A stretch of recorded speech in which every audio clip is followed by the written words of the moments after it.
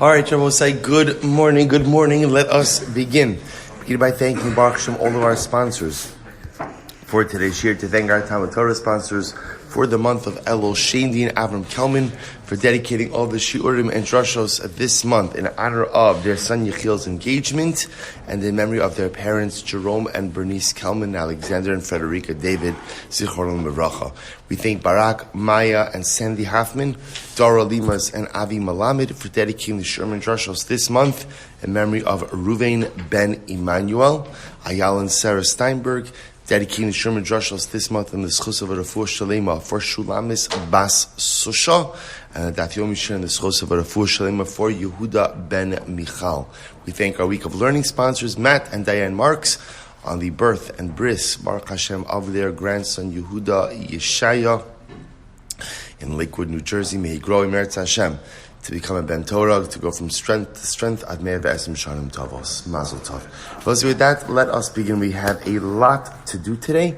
Baruch Hashem. Today's daf is Nun Zayin 57, but we are picking up on Nun Vav Amud Beis, and we left off. We actually got a little bit into the sugya, but just for the sake of keeping it a little bit easier, let's begin at the 2 dots, 2, 4, 6, 8, 10. 12 lines down from the top, but it's all right. Don't worry. We're gonna move today. Meretz Hashem.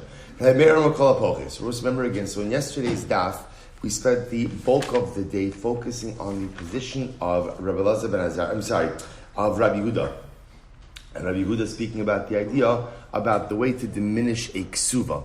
So we'll get to the halacha l'maisa with that as well. Comes along Rabbi Meir, and the Mishnah Rabbi Meir says anytime you try to diminish a ksuva. His lashon was kalapoches lebesula ulamana. Anytime you try to diminish the amount of a ksuva, ultimately again it makes it into a be'ilas znos. Okay, so let's analyze this. To which the Gemara says, so kalapoches afilu betina. Suppose to remember again, Rabbi Meir says like this. Now remember, diminishing the amount of a ksuva, if you hold that ksuva is d'oraisa, as we will discuss, ultimately, again, it's called Masna Amasha Kasav Batorah. This is called making a Tanai, which runs contrary to halacha. We have a principle. Anytime you make a Tanai that runs contrary to halacha, what is the halacha? The Tanai is batal. The Tanai doesn't work, right? Which makes sense. You can't make a condition that runs contrary to the biblical law, or even to rabbinic law, as we're going to see. So halacha l'maisa, here's what's interesting. Even if you diminish the ksuva, right? Even if you diminish it, but at the end of the day, so the Tanai doesn't work. But lamaisa, so the ksuva is still intact. Yet, Rabbi Meir holds that it's ki'ilu you're having a be'ilas znos. So what's the pshat? So listen to this. Afilu b'tina amak asavar tina batal. So Rabbi Meir holds the Tanai will be batal. The Tanai, to try to diminish the ksuva, will be batal. The isla, and therefore she has the full amount of the ksuva. The chayvan the amarla less leich, but since he said to her, you don't have it, lo samchadaita.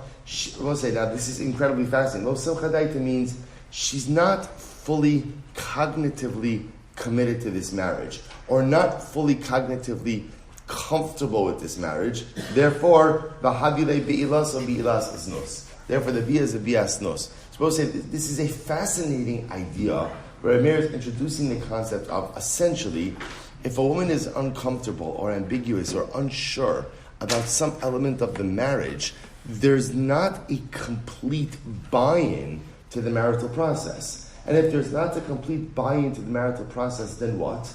Then there's something potentially wrong with the marriage. And if there's something potentially wrong with the marriage, then what? Then what? What effectively is the bia? What is the bia? It's a bias nos. Fascinating idea. So the Gemara says as follows. So if you take a look at Rashi just quickly, kalapoches afilu betina midelo tana kol besula she'in la masayim va'amana she'in la mana harizu be'ilas nos shma mina dahaki yashmuinan shafa pishu gov lebasof de'in tano kayim afilu hachi kevan de me'ikara asni kari la be'ilas nos b'shum de mishas bia lo hava samcha daita aksuvasa. So Rabbi say, this is the incredible idea. Rabbi Meir is holding, when you try to diminish the amount of a ksuva, ultimately, again, it doesn't work. You can't diminish it. But Lamaisa, she doesn't necessarily know that you can't diminish it. Therefore, from her perspective, she now has a diminished ksuva. Because she has a diminished ksuva, therefore, again, according to Rabbi Meir, lo samcha daita. So lo samcha daita means she's not bought in. She's not bought in, and her failure to be fully bought into the marriage ultimately undermines some element of the marriage, and therefore the bia itself could be called the biasnos. I'll give you a contemporary example of this in just a moment. So I'll give it to you right now. So let's listen to this. You know, when a couple gets married, husband is not permitted to use a ring that has any stones, engravings, anything like that. Right? The wedding band that you get married, and afterwards you could buy whatever wedding band you want. I don't mean for a man. I mean what a husband gives to his wife. It has to be a plain metallic band. It can be white gold, yellow gold, platinum, plastic, not plastic, right? It can be whatever you want it to be. But Lamaisa, no stones, no engravings. What's the reason for that? I want to give my wife a beautiful diamond wedding band under the chuppah, right? So we'll say, here's the concern. The concern is that ultimately, again, the wife may think that the wedding ring has one value, when in fact it has a different value. Well, if she's entering into the marriage under the assumption that the wedding band is worth X, but it's really worth Y, there's a potential problem with her smichas das, with her commitment, her transactional commitment to this marriage. So to avoid that, we use a plain band, and that's why, again, under the chuppah, the Mesader Kiddushin will ask the chassan if the band is worth a pruta.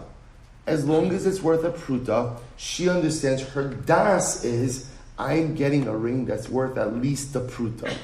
It's going to be worth more than a pruta, but at least there's a basic level of smichas das. That's Rabbi Meir's issue. So we'll say, yet we learned according to Rabbi Meir that anytime you make a tanai that runs contrary to biblical law, so the tanai is batal, habid rabbanon tuno kayim. But one second, we'll say, ksuva, we're assuming that, I jumped the gun a little bit, but we're assuming right now that ksuva is drabanon. So Rabbi Meir, it's true, you can't make a tanai which runs contrary to biblical law, but you can make a tanai that runs contrary to rabbinic law, and that tanai should be binding. Because some Rabbi Meir ksuva daraisa. Okay, so that shuts that down. Rabbi Meir holds the ksuva daraisa. So, which is fascinating. So Rabbi Meir holds ksuva daraisa. Therefore, if you try to diminish the value of the ksuva, you are effectively being masna amasha kasav batorah. You are making a tanai which runs contrary to biblical law, and if you do that, Tana'o batal. Your Tanai will be batal. Okay, incredible. I'll point out how we paskin halacha lamaisa, which is going to be a little bit different. Tanya. Rabbi Meir says, so we'll say, okay, so now we're just recording this Bryce is recording Rabbi Meir. So Rabbi Meir holds, if we try to diminish the value of a ksuva for a besula for an amana, effectively it's a biasnos. So we'll say, so remember, now we understand Rabbi Meir's statement. If you try to diminish a ksuva, does it work? Does it work? No. Why? According to Rabbi Meir, masna masha kasuvatora. Meir holds ksuvas daraiso, and if you try to make it tonight, which runs contrary to biblical law, it will say, by the way, no different than if I go ahead and I say, I'm making a neder not to put on tefillin. Anytime you go ahead and you stipulate something that runs contrary to biblical law, your stipulation, your neder, your tanai is batal. And therefore, again, Meir says the tanai is batal, and ksuva is daraisa. So therefore, your masna masha kasuva Torah. But there's a problem now with your marriage because your wife doesn't feel secure that she has a ksuva, and therefore it's a biasnos. That's right, Meir. Rabbi Yossi Omer Rashai. Rabbi Yossi says, yes, you can. You could diminish a ksuva. By the way, not only that, but if you take a quick look at Rashi, Rabbi Yossi Omer Rashai, Va'afilu al peh nami tino kayim. Wow. Rabbi Yossi says, not only can you diminish a ksuva, but what? You can do it verbally.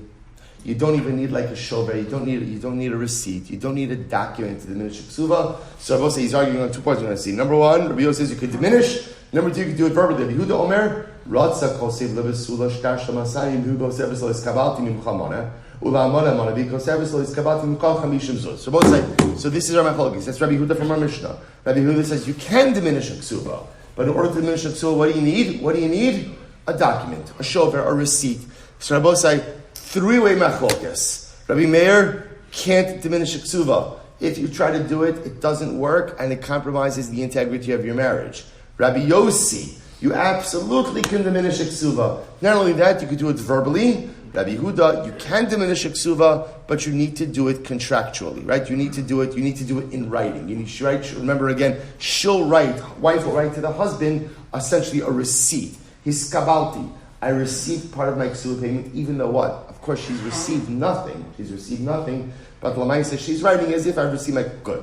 Does Rabbi Yossi really hold that you could diminish a ksuva even verbally? Or minhi, we learned, or minhi asked kasha, ein osin ksuvas hishem etal tikun ha'olam. What's interesting? So you can't go ahead, right? Remember again, a ksuva creates a lien against all of a husband's property.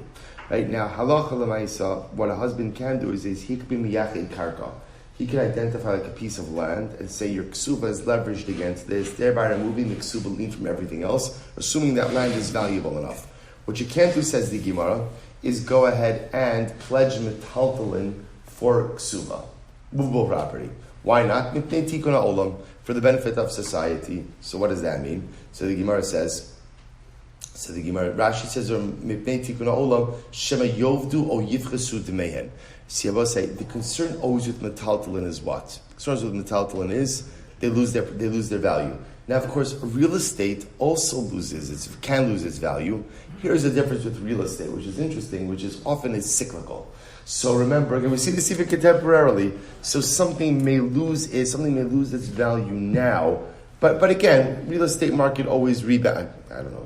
We'll assume it always rebounds, right? It always rebounds. So the idea of here the Gemara says is we don't want the husband using metaltalin for the ksuva because the Lamaisa they more easily lose their value. Says Rabbi Yossi, V'chi ma tikun ha'olam yesh bazu. Rabbi Yossi says, I don't understand. What's the problem here? What's the problem? What tikkun ha'olam is there? V'halo in ksuvin upochasin. After all, he says they're not set, and they diminish in value. Rabbi say we're not exactly sure. The Tana Kamanami ain't osin kamar. So ultimately, again, what is Rabbi Yossi adding? Rabbi Yossi seems to be agreeing. The Tanakama says you can't use metaltalin for ksuva because they lose their value. Rabbi Yossi comes along and says, what kind of tikkun ha'olam is this? After all, metaltalin lose their value. He's saying the same thing. So the Gemara says, Tanakamanami ain't osin kamar, ela lachi kamar. Rather, this is what I'm going to say. What is this so that you can't use metaltalin? B'shelo kibel alav achrayis. Oh, they will say, when can't a husband designate metaltalin for a ksuva? When the husband doesn't take responsibility. In other words, if a husband says, listen, wife, you have a 200 zuz ksuva, here's 200 zuz of movable property. But say a good example of movable property would be like animals, right? Animals. Here's sheep, right? 200 zuz of sheep, or whatever, or 200 zuz of watches, or 200 whatever it is, right? So if the husband says, here's the metaltalin, and he's not mekabel achrayis, in other words, he doesn't take responsibility, should they diminish in value to make up that difference, that's when you can't be miyached metaltalin for a ksuva mipnei tikun ha'olam. Aval kibal of achrayis osin.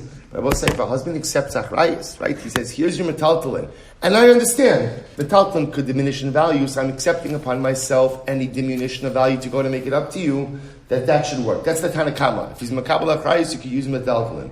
Mas Rabbi Yossi, the memar ki kibal of achrayis, amai osin, valo in ketsuvin upochsin. So I will say, but Rabbi Yossi still says, I don't understand. Even if the husband is makabel achrayis, we shouldn't let a man use something volatile for his wife's ksuva. In other words, it's very nice. He's makabel achrayis. I will say, remember, kabbalas achrayis, accepting responsibility for something, is only as good as what?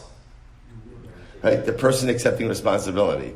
So l'maisa, the whole point of ksuva is to give a wife a sense of financial security that, to a certain degree, does not rely on her husband's will, right, or goodwill. So the Rabbi Yossi says the problem over here is if you allow a husband to go ahead and be miyached metaltalin, just set aside metaltalin for the ksuva, it's very nice that he's makabel achrayis. That's beautiful. That's wonderful, right? We'll put it in his Rashko biography. But Lamaisa, at the end of the day, you're still now, she's dependent on him. Masha'enkin Rabbi Yossi says, when there's a lien against the estate, there's a lien against real property, that doesn't depend on him making her whole. So we'll say that's the machlos. So Rabbi Yossi comes along and says you can't use metalton under any circumstances. Now we'll say the Gemara says now remember, here's the problem. Rabbi Yossi was just of the opinion that what? What did Rabbi Yossi just say beforehand? Rabbi Yossi says a husband could diminish his wife's ksuba, right? And what? They could even do it verbally. So now Rabbi Yossi, you're all concerned about safeguarding the ksuba to the point that even if the husband is mekabel achrayis, you can't use metalton. And yet, you hold that a ksuba could just be diminished with a verbal agreement. Now, obviously, when we're talking about diminishing a ksuba, that of course requires the wife's consent. The point that Rabbi Yossi is making is even with the wife's consent, over here we don't want metalton being used. Yet you could diminish a ksuba verbally, right? Just like that. So what's going on over here? To which the Gemara says, Umar Hasam the Dilma Pach Sichayish Rabbi Yossi. In the case of metalton, maybe they will diminish in value, and yet Rabbi Yossi doesn't allow the use of them for ksuba. Here, where the husband is looking to diminish the ksuba, right? Rabbi Yossi is not concerned at all. In other words, Rabbi Yossi is hyper concerned in a case where maybe the ksuba will be devalued, that you can't do it. And yet, in the case of diminishing the ksuba, where it's definitely being diminished, he allows you to do it verbally. Hachi hashta hasam lo yada tetachil. Hacha yada vikamacha. Most of it is a big difference. There's a big difference. In the case of the rights that we quoted before of diminishing a ksuba, she's a party to this transaction. She could say no. She could say I don't want my ksuba diminished, and that's the end of it. But here she's allowing for it. So look, if the husband has her consent, right, and this is happening again as a transaction between the two of them, she has every right. And therefore, again, she can do it verbally. In the case of the metalton, I was saying, there's doubt that hovers over this. What's the metalton worth now? What is it going to be worth at the time of the ksuba? Is the husband's word really reliable? That's why Rabbi Yossi doesn't like that case. Another interesting case was Achsei Dora Barchama Havanasibus Avia. Was a very interesting case here. The sister of Rami Barchama got married to Rav Avia, top of Nun Zayin. Irkos Ksuvasa. We'll say what happened. They lost their ksuba, or she lost her ksuba, because the ksuba, the truth is supposed to be held by the woman. No different, right? No, in other words, she's the creditor. So it's just like any other transaction, right? Ultimately, creditor holds the loan document because that's how he collects the debt. The ksuba has to be held by a woman. Its whereabouts have to be known by the wife at all times. Bless you. So Erkas ksubase. So the kala lost her ksuba. Also came Rabbi Yosef. He came before Rabbi Yosef. Amr lahu, hachi Amr Rabbi Yehuda Amr Shmuel. Zudiv Rabbi Meir. Avacham omrim masha adam es ishto shtayim v'shalosh shanim below ksuba. So it's very interesting. So Rabbi Meir is, remember again, Rabbi Meir is the one who says that if you tamper with the ksuba, then it's a be'ilas znus. So therefore, according to Rabbi Meir, will say if you lose your ksuba, what happens? You've got a big problem because l'maisa again, in other words, you have to replace it immediately. Because living with women without a ksuva is be'ilas znus. But the Chum say, you could go ahead and wait 2-3 years. And we'll say, wait, what's the expression of waiting 2-3 years, right? When have you ever heard? You could wait 2-3 years to take care of this. Right? So we'll say, so what the Chum seems to be saying is, listen, do you need a ksuva? Yeah. Is it an emergency? Not at all. Just make sure you get it taken care of. So the Gemara says, fascinating. So Amr li Abaye said, 1 second. So therefore they come before Rav Yosef, and Rav Yosef essentially says to them, listen guys, you got to take care of this, but it doesn't have to be today, or tomorrow, or next year for that matter. Just make sure sometime to get it done. So they said to him, Amr li Abaye said, V'amr Rav Nachman Amr Shmuel, halacha Rabbi Meir. Abaye said to Rav Yosef, but Rav Nachman said Allah follows Rav Meir. Also remember again, Rav Meir is of the opinion that Allah Lamaisa, if you don't have a ksuba, it's be'ilas nus. I'm sorry. V'am Rav Nachman Allah Rav Meir big zerosov ihachi. Rav Nachman Rav Yosef heard this and he said, if that's the case, zil kasavla, go and write her a ksuba immediately. So both say, so 2 important pieces of halacha lamaisa here. Number one. If you lose your ksuba, which absolutely happens, Absolutely happens. If you lose a ksuva, there is a special document called Ksuva di Irkisa. It's a different text. And in that ksuva, it's written, this couple got married on so-and-so day. They came before us, and they told us they lost their ksuva. Here's the new ksuva. But again, I will say, we paskin like Rabbi Meir, namely, a man is not permitted to live with his wife without ksuva. So halacha l'maisa, if a woman loses her ksuva, she doesn't know where it is. Couple are not permitted to live together until a ksuva is written. So halacha l'maisa, again, there's some type of confusion. I don't know what ksuva is. I don't know what happened is. Wife always has to know where a ksuva is. If you don't have it, you need a new one immediately. Now the post can bring that. I will say, so listen to this. So what happens? It's 10 o'clock at night, right? We decide, let's reminisce about the wedding. Pull out the wedding album, watch the video, and then let's look at the ksuva. Right? So now it's 10 o'clock at night, can't find the ksuva. So what do? First of all, don't call the rabbi. It's not going, right? It's 10 o'clock at night, right? So I'll say, bat lamaisa, right? Lamaisa is ksuva, stop nun zayin with aleph. So I don't have the ksuva. So what says the post can bring down, there's a simple, quick fix until you get the ksuva. You write your wife a check. Because the ksuva essential, or ask her for the checkbook back so you could write her a check, right? So Lamaisa says something fascinating about this, which is that ksuva is an IOU. A check is effectively an IOU. It can work the same way as well. So the post can bring down that if a husband takes a check and essentially writes his wife a check, again, the value of the ksuba fluctuates, but let's assume for our purposes today for $25,000. I'm going to have a check for $25,000. Now, there's not $25,000 in the account. That's okay. That actually doesn't matter. Because just like in a ksuva, at any given moment there might not be enough money in the estate to set, but it's an IOU. So a husband giving a wife a check for a ksuva amount could be a good stopgap measure in the event that she can't find the actual ksuva document. That allows them to continue to live together, and again, plugs the hole ultimately until they're able to go ahead and write the replacement ksuva. Good. Well, so let's go back there. Kiyas Rav Dimi, Amar Shimon ben Pazi, Amar Yehoshua ben Levi, Mishum bar Kafra, Machlokes betchila. So it was very interesting. The machlokes between Rabbi Yehuda and Rabbi Yossi, right? That ultimately, again, Rabbi Yehuda says that Allah L'maisa. That remember, I say it's a three machlokes. Rabbi Meir is not part of this machlokes because Rabbi Meir holds essentially you can't diminish iksuva. You can't touch the value. The machlokes is Rabbi Yossi, Rabbi Yehuda. Namely, Rabbi Yossi holds that you could do it even verbally. Rabbi Yehuda holds that you could do it, but it's got to be done in writing.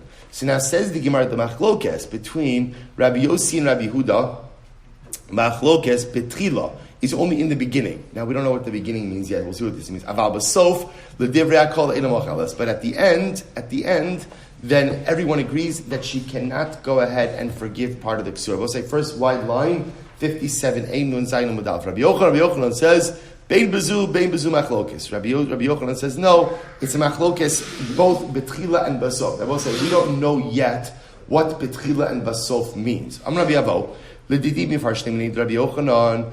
Avo said, I heard in the name of Rabbi Yochanan, the an of Rabbi Yehoshua ben Levi lo palginan adadi. So I will say, so in reality, I heard that this is not Rabbi Avo. Rabbi Avo was, I heard that Rabbi Yochanan are not really arguing. How so?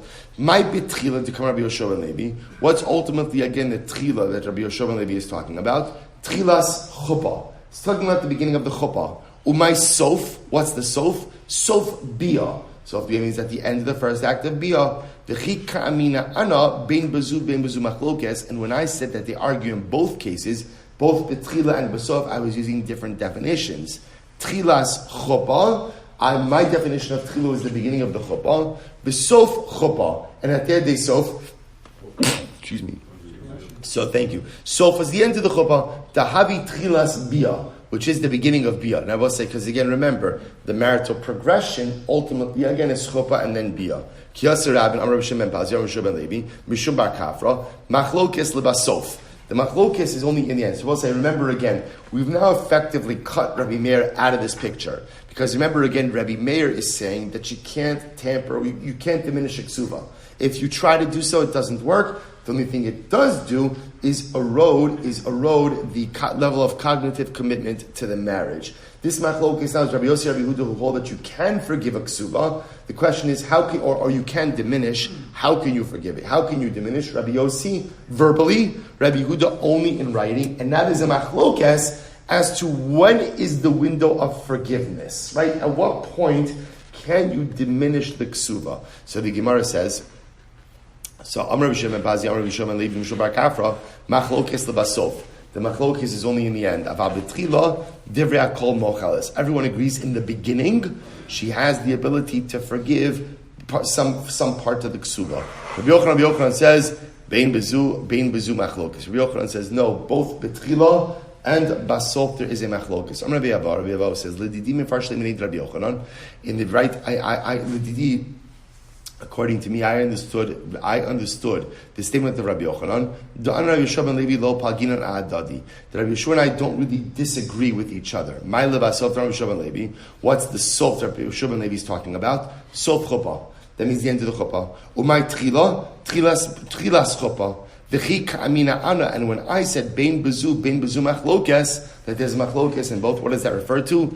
Tchilas bia v'sof bia. Okay. So Rabbi Papa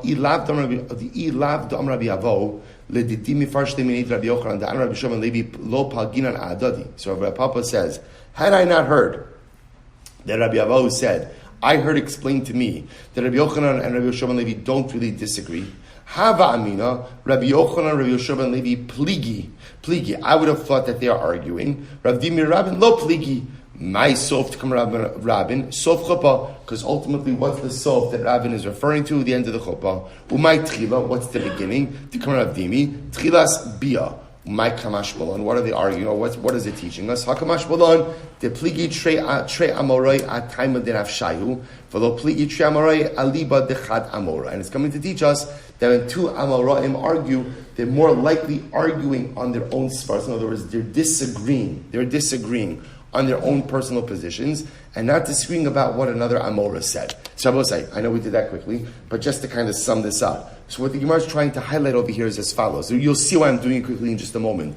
But the halach is going to reject this entire premise. So essentially what this whole machlokes was cutting out Rabbi Meir from the picture. I've got Rabbi Yossi and Rabbi Yehuda about the ability to forgive part of a ksuva. Rabbi Yossi, you could even do it verbally. Rabbi Yehuda, you could only do it in writing. What's the machlokes? The machlokes is there a window of forgiveness? Is there a forgiveness window? That's the machlokes. So we'll say, why did I do it quickly? Because how do we pass halacha l'maisa? We pass like Rabbi Meir. So we'll say, listen to the lashon of the Rambam. The Rambam says in Hilchos Ishus Parak Yud Beis Halacha Ches, Hisna ima lifchos meikar ksuva. Osha kasav la masayim omea ikar ksuva v'kasav lo sheniskabla mehem kach v'kach v'hilo niskabla. So we'll say, here the Rambam says, a husband makes a side agreement with his wife that he's not going to give her the full ksuva. I know you're entitled to 200 zuz, I'm only going to give you 100. Or she writes a receipt, right? My husband gave me 200 zuz. I'm sorry, right? My husband gave me 200 and I gave him back 100, right? I forgive 100. So either way, in other words, either they're reaching an agreement that she's going to settle on a ksuva for 100 zuz, even though she's entitled to 200, or she gets a ksuva for 200 and she writes the receipt back for 100. How does the Rambam paskin? To no batal. The Rambam paskins, there's no such agreement. Shekala poches lebesula mimasayim ula amana mimea hari biilasa biilas zuz. They both say the Rambam paskins like Rabbi Meir, ksuvas daraisa, and therefore Allah l'maisa, if you try to diminish the ksuva, it is masna amasha, or the truth is it doesn't even have to be. Actually, I take it back. Even if you don't hold of ksuva daraisa, what we still hold in this case is tina'o batal. This tanai, any tanai to diminish the value of the ksuba simply does not work. And if you try to do so, bilasa. So both say, now remember, bilasa doesn't mean you're not married. You're married, right? Because again, remember, marriage is not dependent on ksuba. But lamaisi, you have a problem. You have a problem that has to be addressed. So if you try to tamper with the value of the ksuba, Ultimately, any t'nai you try to do to that effect, or any arrangement you make, is going to be batal, halacha l'maisa, and you have to write a new ksuba, because if you don't, you have a certain level, a commitment issue with your marriage. Good. That's what Rambam Paskins, I will say. I'm sorry? So we're going to see, that's a machlokas. We have not yet resolved that yet. We're going to get to that. We've seen that the Gemara has kind of like dangled that in front of us a couple of times, but we have not yet seen a resolute ruling on that. We're going to get to that. Says the Mishnah. Let's go weiter. Says the Mishnah. So we actually referenced this at the beginning of, all the way at the beginning of Kesuvos. Now we're going to delve into it a little bit. So we'll say, listen to this. So remember, here's the timeline. Erison, Reuven and Rachel do Erison, right? So Reuven gives Rachel an item of value. Hariat mikudeshas libet tabazu gidas Moshe. So Mazel Tov, Erison. So we'll say, so now let's say after Erison, they did not go ahead and set a date for the wedding, right? Because remember, Erison is only the tchilas, the beginning of marriage. They can't live together yet. So now they haven't set a date for the wedding. So I'll say, so now what happens? Now Reuven says to Rachel, okay, Rachel, let's get married. From the moment that Reuven says to Rachel, let's get married, what happens? She has 12 months to prepare herself for the wedding. So I will say, so it's interesting. See, this is changing our paradigm a little bit, because up until now, we've always been used to this model of the Talmudic model of a year between Erison and Isuin, but we kind of thought that the clock automatically started with Erison. What the Mishnah is introducing us to is, the clock starts when the husband says to the wife, let's get married. In other words, you would think that isn't Erison kind of a statement of let's get married? So Erison is a statement of halachically, but Erison is more than a statement of let's get married. Erison is we're married. Mishatava means the husband says, I want to actually plan the date of our wedding. Right? I want to actually plan the wedding. The moment he says, I want to actually plan the wedding, that starts the clock. And now a Basula has 12 months to get herself ready. Look at Rashi just a moment. No sin Basula.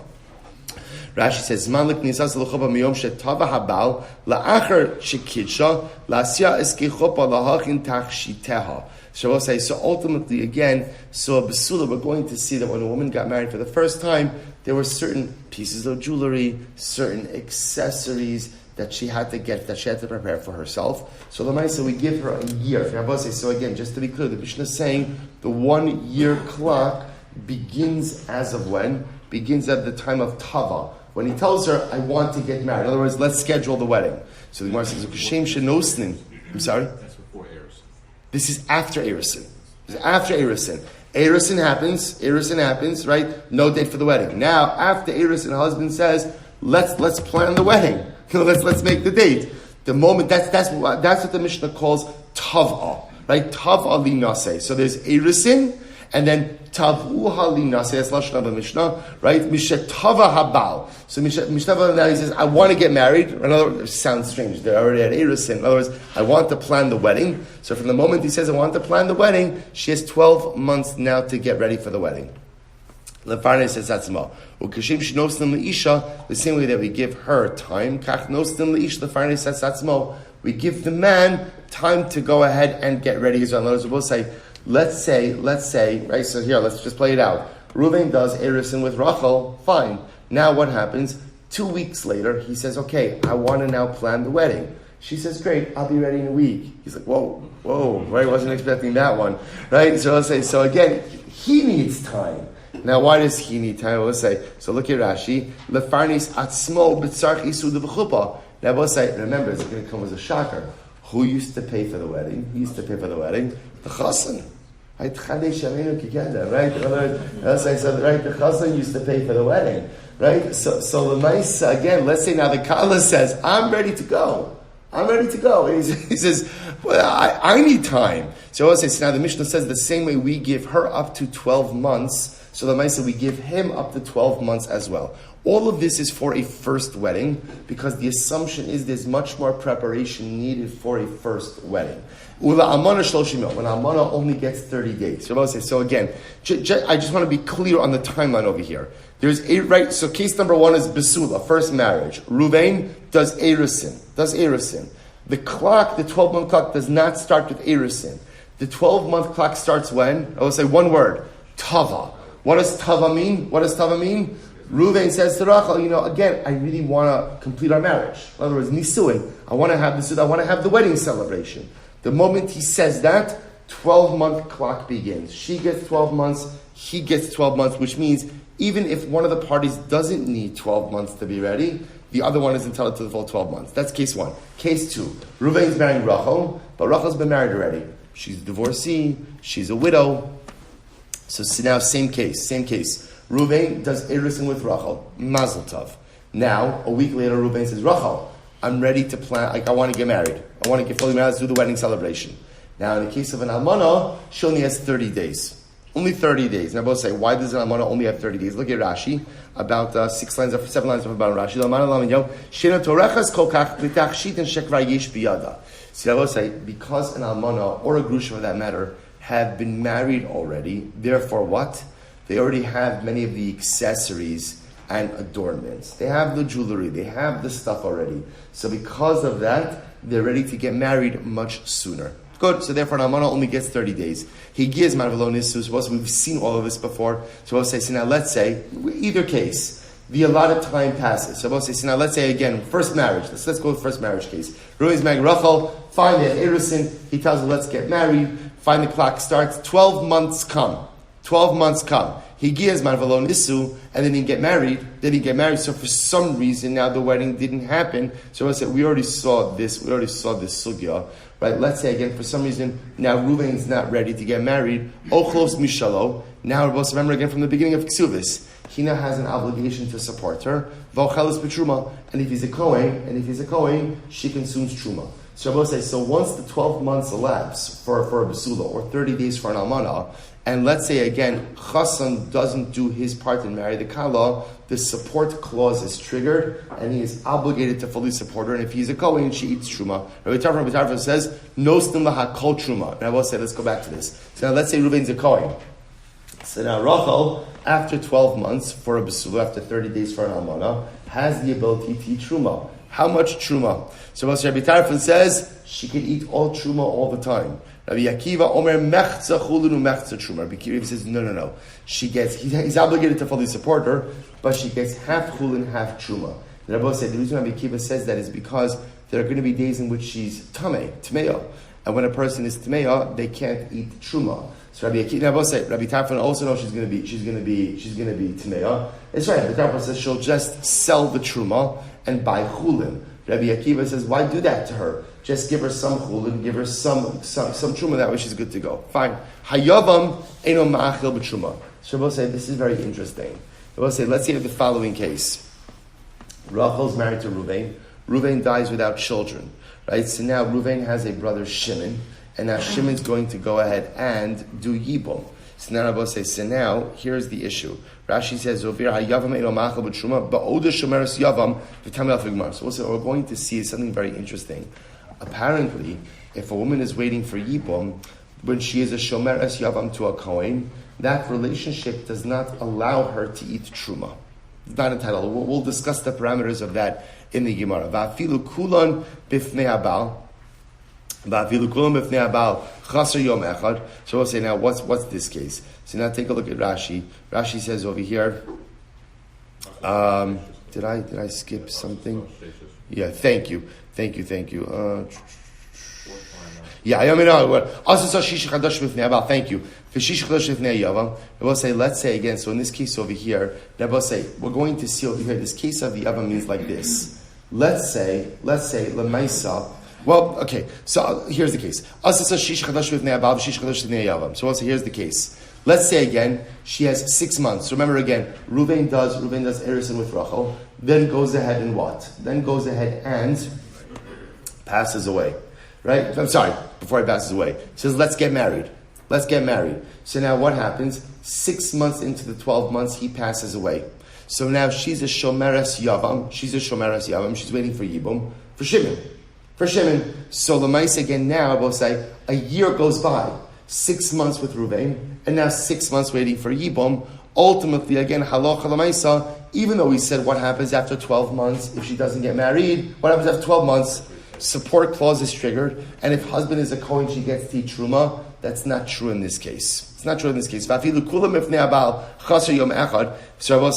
even if, let's say again, it was 12 months minus 1 day with Reuven, then Reuven dies. Now she's waiting for Yibum for Shimon. So now a day goes by, now she has a full year which she's been waiting for marriage. She still can't eat truma. Bifnei Yavam, the Gemara says, so Yom Echad Bifnei Yavam, O Kulam Bifnei Yavam, Chas Yom Echad Bifnei Abal. Or I will say maybe she was only 1 day with her husband, waiting for the husband, and then the rest of the time with the Yavam, Eino Ocheles B'Truma. She does not eat truma. In other words, Rabbi says, we're going to see, what the Mishnah is essentially saying is, the only time an Arusa gets to eat truma is when it's 12 months that her husband has not done nisuin with her husband. In other words, but any time that there's a disruption, let's say Reuven dies and now she's waiting for Yibum, even though now a full year has elapsed, that year will not allow her to eat truma. Again, we'll discuss why all of this is. So Mishnah Rishona, this is all the initial halacha. However, Beis Din Shalachrein or subsequent Beis Din said, subsequent Beis Din said, all of this is negated. Ein ha'isha ocheles b'truma ad shetikanes lechuppah. I will say, now what we're going to see is, all of this was an initial ruling. The subsequent ruling of the Beis Din was that halacha l'maisa, a woman only eats truma when? Once she goes into the chuppah. In other words, there's no such thing as truma consumption during Erusin. And I want to be clear. This second iteration of the halacha does not change the fact that if after 12 months of Erusin, right, if after 12 months of tava, of saying let's get married, husband doesn't, right, chassan doesn't marry the kala, chassan doesn't do nisuin, that doesn't change the fact that what? The support clause is triggered. He still has an obligation to go ahead and support her. What does the second ruling change? He has an obligation to support her. But what doesn't she get? Truma. Truma can only be received once she has entered into the chuppah. So I say, so where do we know this from? I will say, where do I know what from? Where do I know this ruling of the Mishnah that after Erusin, when the chassan comes and says to the kala, right, again, Reuven comes to Rachel and he says, okay, let's plan our wedding celebration. How do we know that now she has a year to prepare? Where do we get that from? So as in the pasuk says, Parshas Ayal Sara, Vayomer Achia v'Ima, her brother, answered us. Said this is by Rivka Imenu. Vayomer Achia v'Ima teshev hane'ara itanu yamim oasar. Shabbos said this is after Yitzchak realized that that Eliezer realized that Rivka was the wife for Yitzchak. He's ready to go home. They sealed the deal. Lavan agreed. Right, Basil's already dead. They sealed the deal. Now, as Yitzchak is getting ready to go, so what happens? Lavan says, Teshev hana'ara itani yamim o asar. Let the girl, let Rivka, stay with us, yamim o asar. Ma yamim. What's yamim? Ilema treyome. So I will say, maybe yamim means 2 days. That doesn't make any sense. Because I will say, then how would the pasuk read? Let the girl stay with us 2 days or 10 days. I will say the nature of people is mishtai inish hachi amrulei treyomi amrlehu lo amrulei asar yomi. I will say in the world of negotiation, do people say, you know what? Let the girl stay with me 2 days. Right? If she doesn't, no, you're not going with 2 days. Fine. Let me ask you for 10 days. I will say that's not the way the world of negotiation works. First, you ask big, and then you settle. So the Gemara says, Ella, rather it must be, Ella my yomim shana. I will say, yomim must be a year. What Lavan was asking for Abosai was, yamim o asar. How do you translate the pasuk? Yamim means, Lavan was saying, let the girl stay another year to prepare herself for the wedding. O asar. Asar means what Abosai? Asar means what? 10 months. 10 months. Rabbi say tichsev yamim tehei geulaso. Because Rabbi say ultimately again we see the word yamim meaning a year. Where do we see this? So this is actually quite fascinating. This is by the halacha of a home in a walled city. See, Rabbi say normally the halacha is when you sell a home, the first year you can't redeem it. Subsequently you can. When you sell a home in a walled city, the halacha is just it's actually fascinating halacha. You have 1 year to redeem that home. If you fail to redeem that home in the year, then what? You are never able to redeem it. And by the way, never means never.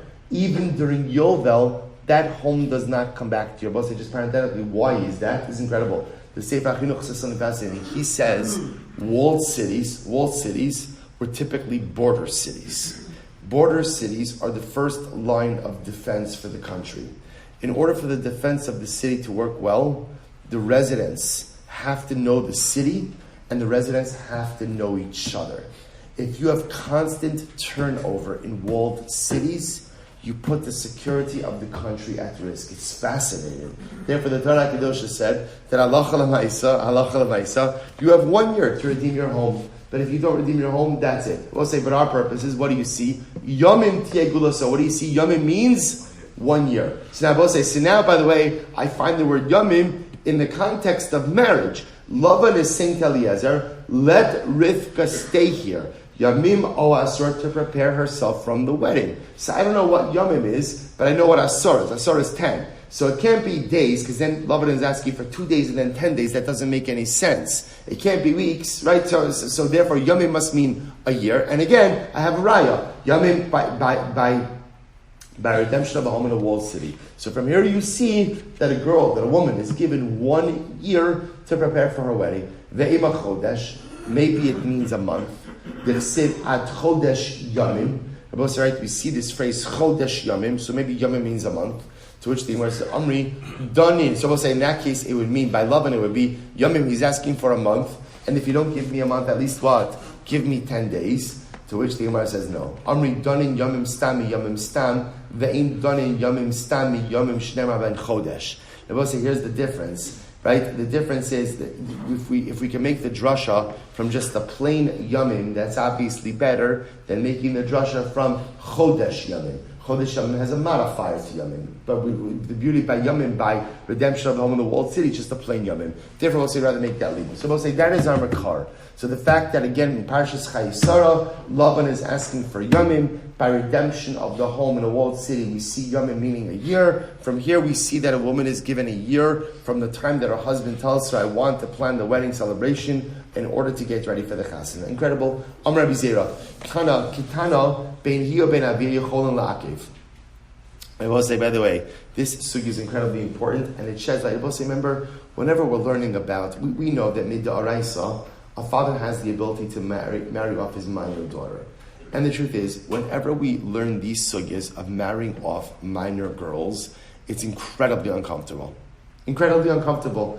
First of all, because I will say, contemporarily, it's unequivocally and wholly unacceptable, illegal, immoral. Now, understand, okay, so we explain it, kind of explain it away by saying, like, times are different. And that's true. It's true, different in society. This is a fascinating Gemara, because you begin to see that even though biblically certain things are permitted, Chazal themselves already had a discomfort. So watch this. Kitana, ben hi ben avi yechol la'akev. A kitana, let's say again a minor girl who's being married off, either she or her father can object to the shidduch. Can object. In other words, I will say, the minor girl herself could say, I don't want to get married. And if she says that, at the end of the day, we listen to her. Now Rashi says, Yicholin la'akev milinase achitigado. She can say, I do not want to get married. I'm a young girl.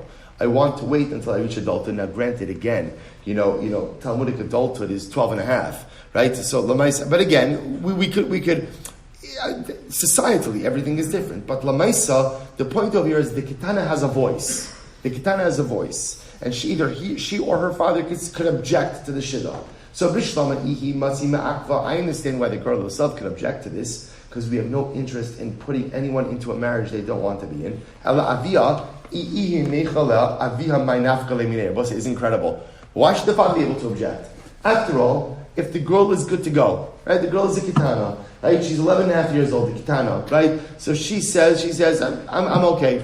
She's right, mature. I'm okay with doing this. Why should the father have the right to object to this? This is so profound. So the Gemara says, Savar hashtalo yada. My daughter does not know what marriage means. She doesn't know what marriage means. Lemachar memreda. Tomorrow she's going to leave her husband. V'nafka. V'asya v'nafa ilai. And she's going to be my problem again. As well as say. So in other words, in this case over here, what the father is saying is, Lemaisa, my daughter thinks she wants to get married because she doesn't understand the complexities or the issues of marriage. So she's going to get married today. Tomorrow she's going to leave, and the whole thing is going to be my challenge once again. So therefore, if the father goes, so it's so interesting. Like this Gemara would have been so helpful about 40 blot ago, just to help us understand like the mindset of Chazal with these things, because this is very helpful. This is very helpful. It doesn't change the fact that the mechanism exists, but it helps to shed some light about how Chazal feel about it. Rabbi Avraham Kelman. So Rabbi Avraham Kelman said as follows: In poskin ala kitana, la'asei kishikitana. Both say it's incredible. Rabbi Avraham Kelman says, we do not make arrangements. We do not make arrangements for a girl to get married when she is a kitana. Incredible. Rabbi Abba, both say, take a look at Rashi. In poskin, v'dafka below kiddushin, about kiddushin bekatnos lo ad shetigado v'tomer ploni roseh. So also the idea Rabbi Abba says is, we do not make arrangements for a girl to get married when she's a kitana. Why? Because we want a girl to be able to choose her spouse. Right? We want her, this is her marriage, so we don't want to arrange anything when she's a kitana. About poskin ala kitana, la'asiyah kishi gidola. Rabbi say, but what can we do? We can make arrangements. Rabbi say, we can make arrangements for as a kitana to get married as a gidola. In other words, so we could arrange certain things with her consent, while she's a kitana, to happen when she's a gidola. But the idea Rabbi Abba is saying is, no kiddushin when she is a kitana. Poskin means we'll make arrangements. So we can make arrangements when she's a kitana, that she'll get married when she's a gidola. But at the end of the day, we want her to be a gidola when she gets married, and we want her to be able to actively say that she wants to marry this man. So the Gemara says, this is obvious. In other words, why would I have thought that I can't make arrangements when she's a kitana to get her when she's a gidola? The boss says it's incredible. I would have thought that maybe the girl's going to get sick over this. Maybe this whole thing is going to cause her anxiety, even though she's not getting married now, but she knows we're making arrangements for her when she's a kitana, and that she's going to have to get married when she's a gidola. Maybe the anxiety of it is going to make her sick. And therefore, halacha l'maisa, we shouldn't do it at all. Kamash lo no. Kamash lo no. So by the way, this is incredible. So what you begin to see over here is that halacha l'maisa, the ketana herself could object. The father could object. What you begin to see is Chazal understanding. The notion of marrying off a girl when she is a ketana is anxiety-provoking for the girl. And ultimately, again, could make her sick. And therefore, again, there's even a havamina. Then maybe we shouldn't even arrange marriage for a kitana to occur when she's a gidol. So Kamash Malano, we're not worried about that. We're not worried about that because Lamaisa, she knows nothing's going to happen until she consents. She knows that nothing's going to happen until she says, Rot Sa'ani, that I want to marry this guy. She knows nothing's going to happen until she's a gidola. But Lamaisa, such a sensitivity, the Havamina is I wouldn't have even made arrangements when she's a kitana. Kamash Malon, you can make arrangements. No kiddushin when she's a kitana. We want to wait ultimately again until she could consent, until she's ready, and she always has the ability to object to any marriage arranged for her. Such a different spin. So the Gemara goes right there. So we'll say now we're transitioning back towards the previous sugya of time. So we'll say here's what we've established. So halacha l'maisa for a besula who's getting married. So ultimately, erisin. Husband says, let's get married. She has 1 year from then. Almana, 30 days. We're not going to introduce, we'll say, a different dynamic. Rav Huna says, Barak yom echad. See, I will say this is interesting. All of these conversations are assuming that the woman who's getting married, is a nara, fascinatingly. We're going to see now the halacha may be different for a Bulgar. So we'll stop over here for today. We'll Emirat Hashem pick up with the waiting period for a Bulgar. So Emirat Hashem tomorrow. Shkoyach. All right, Chavra and Zoom, everyone have a great day. Wonderful to see everyone.